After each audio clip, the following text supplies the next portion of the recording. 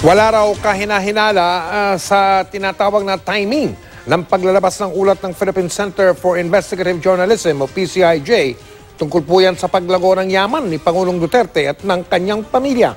Sagot yan ng PCIJ sa pagdududa ng tagapagsalita ng Presidente Salvador Panelo sa anyay suspicious timing ng ulat.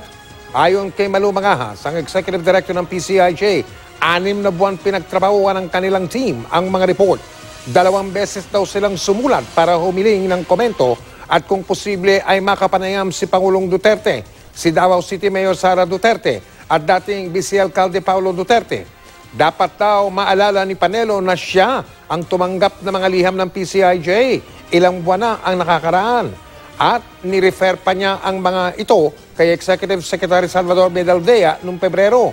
Pinadalhan daw ang PCIJ ng kopya ng mga referral letter noong Marso 26. Sabi ng PCIJ, kung may kahina-hinala daw, ito ang anilay tinatawag nilang selective recall ni Panelo kaugnay sa mga referral letter na kanyang pinirmahan at umano'y ipinadala kay Medaldea. Sinusubukan namin kunin ang panig ni Panelo kaugnay nito.